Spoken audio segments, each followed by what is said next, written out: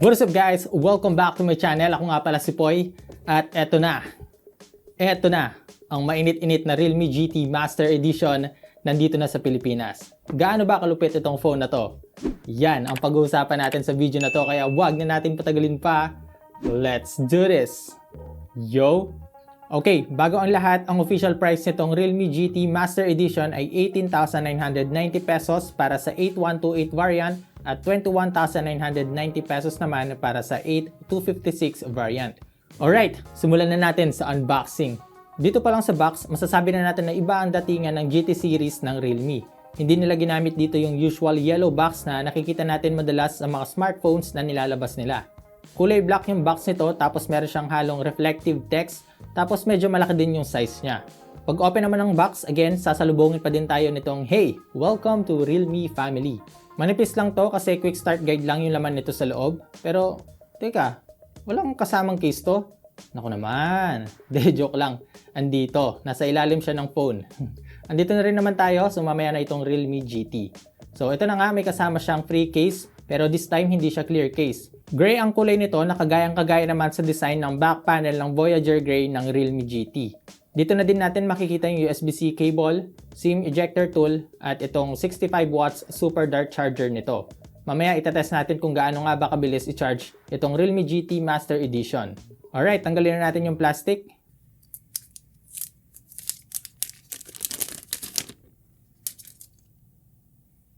Yee naman, grabe oh.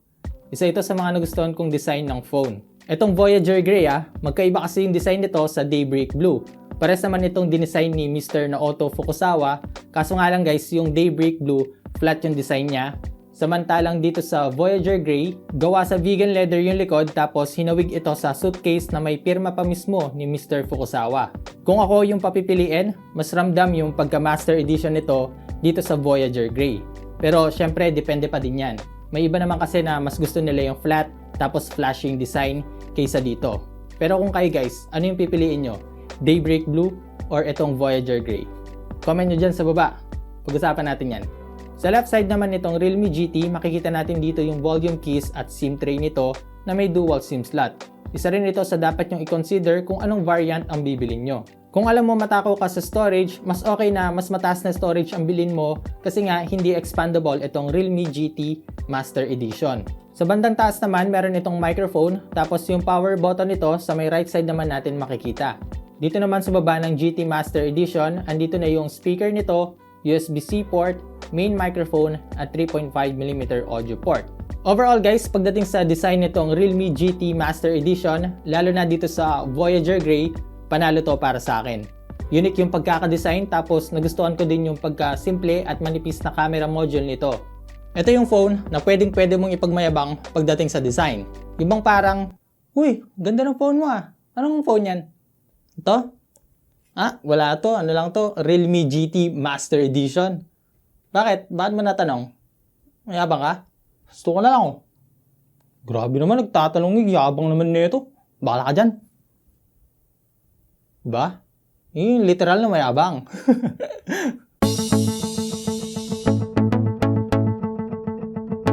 Meron itong 6.43-inch Samsung Super AMOLED display, Full HD Plus resolution, 120Hz refresh rate at 360Hz touch sampling rate. Expect na natin dito sa Realme GT Master Edition na makakakuha tayo dito ng sharp details at vivid colors pagdating sa display. Paniguradong may enjoy din natin yung paggamit nito. Una, dahil sa 120Hz refresh rate nito na makapagbibigay sa atin ng smooth experience while scrolling and swiping. Advantage din to sa mga naglalaro ng mga intensive mobile games dahil meron itong 360Hz touch sampling rate na makapagbibigay naman sa atin ng more responsive gaming experience. Nakakuha rin tayo ng wide vine level 1 dito sa Realme GT Master Edition, meaning pwedeng-pwede tayong manood ng Full HD Plus sa mga streaming services tulad ng Netflix. Other settings na meron sa display nitong Realme GT Master Edition ay meron pa rin itong dark mode, eye comfort, pwede nating palitan yung screen color temperature ng phone from cool to warm, pwede nating baguhin yung screen color ng display to vivid, gentle, or enhanced, depende kung saan ka magiging komportable. So pagdating sa display nitong Realme GT Master Edition, kayo na sumagot. Pala desisyon naman kayo Realme UI 2.0 na to at Android 11 na din pala out of the box. Thumbs up pala sa Realme dahil patuloy pa din nilang ine-enhance yung sarili nilang operating system para mas lalo pa nating may enjoy yung mga smartphones na nilalabas nila. Umpisahan natin sa personalizations. Dito guys, may pagkakataon tayong palitan yung UI nitong Realme GT Master Edition sa kung anong gusto natin. Pwede natin palitan yung always on display nito. May custom patterns, text only na pwede nating palitan ng kahit ano. For example, maglagay tayo Naisu. Pwede natin palitan yung text color, alignment, text size, and so on. Pwede rin natin i-customize yung icons nito. Pwede nating liitan, pwede nating palitan ng shape, pwede rin natin tanggalin yung app name kung gusto natin ng mas minimalist na style. Marami pang iba tulad ng fingerprint animation. Dito naman meron tayong total na 8 animation na pwedeng pagpilian. Edge lighting para sa notifications and incoming calls kapag nakapatay yung screen ng phone. Isa din sa paborito ko dito ay yung smart sidebar kung saan magsiset tayo ng mga apps na pwede natin ilagay dito para ma-access natin agad-agad ang mga to. Meron din itong tinatawag na quick launch kung saan kapag inopen natin itong Realme GT Master Edition gamit ang fingerprint, need lang natin itong i-hold ng around 2 to 3 seconds, then may magpa-pop up na shortcut apps na pwede rin nating iset kung anong gusto nating ilagay para ma-access natin agad pagka-open ng phone. At marami pang iba. Pagdating naman sa performance ng channel na to, share ko lang guys ha, 15% pa lang kasi sa mga nanonood ang nakasubscribe sa channel na to. Ibig sabihin, 85% ang hindi pa nakasubscribe. Nakakalungkot. Sa totoo lang.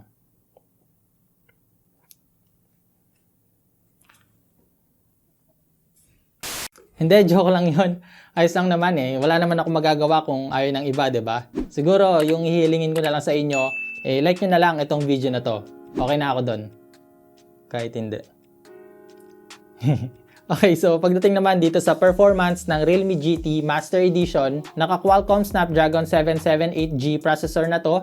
Dalawa ang available dito sa Pilipinas, 8128 at 8256 variant. Meron itong 4,300 mAh battery na supported ng 65 watts super dart charge. Tinest ko kung gaano kabilis mag-charge itong Realme GT Master Edition gamit yung 65 watts charger na kasama sa box. So from 16% to 100%, inabot lang ito ng 29 minutes and 56 seconds to be exact based sa test ko. Solid no? Grabihan din sa bilis ng pag-iwan sa'yo ng ex mo. Ay mali. Sorry. Sa bilis pala mag-charge nitong Realme GT Master Edition. Wala rin tayong magiging problema dito pagdating sa performance dahil kayang-kaya nito mag-handle ng heavy apps, multitasking, maging sa gaming. Makakapaglaro tayo dito ng mga paborito nating mabibigat na mobile games tulad ng Genshin Impact, COD Mobile, PUBG Mobile, Asphalt 9 at marami pang iba. Para sa gustong makita yung full performance nito sa gaming, battery at heating test, comment nyo sa baba kung gusto nyong gawan ko siya ng separate video patungkol dito. Pero para mabigyan kayo ng idea, pakita ko sa inyo yung naging performance nitong Realme GT Master Edition sa Genshin Impact.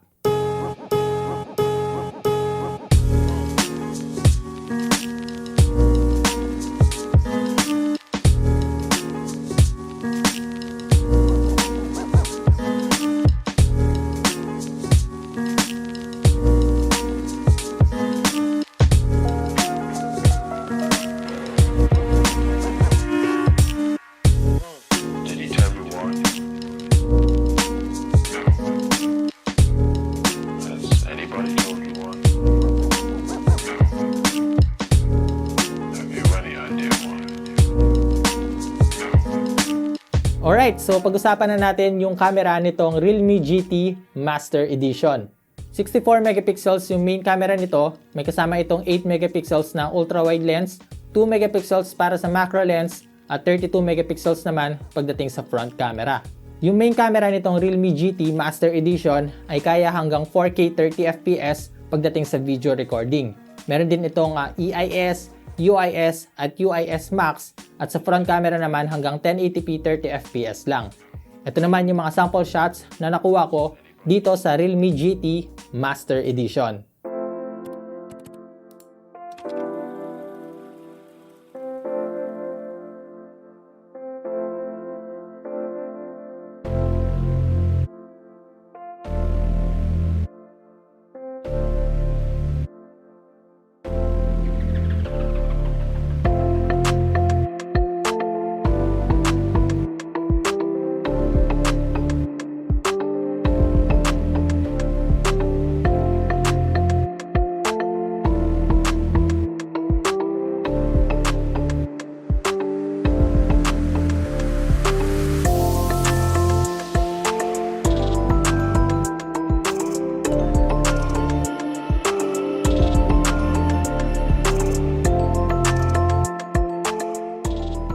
Okay, ganito naman yung itsura ng rear camera nito guys pagdating sa video recording.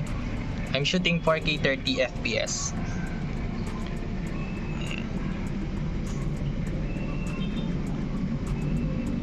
Ito naman yung ultra wide niya, 1080p 30 FPS. So medyo soft siya, no? Kumpara dun sa main camera. Ito naman guys, naka-on yung ultra steady. Check natin. Ayan, so as you can see, smooth ng movement natin dito. Okay, so right now naka-on na yung ultra steady max. So kung nakita nyo guys, medyo nag-soft yung footage natin dito. Tapos parang naglalag ng konti. Para sa akin mas okay yung ultra steady. Ganito naman yung itsura ng dual view video nitong Realme GT Master Edition. So pwede natin siyang i-zoom ng times 2 hanggang times 5 dito sa rear. And then meron din tong tatlong layout, no? Ito yung isa, tapos ito naman yung isang style, medyo maliit yung dito sa may front camera. Ayan. And then ito naman yung pangatlong layout, yung rectangle naman yung front camera natin. Pwede rin pala natin siyang i-switch kung gusto natin na mas malaki yung front camera, no? Compared dito sa may rear camera. Ayan. So again, pwede pa rin natin siyang i-zoom. Yun. Ito naman yung itsura ng front camera nitong Realme GT Master Edition pagdating sa video recording.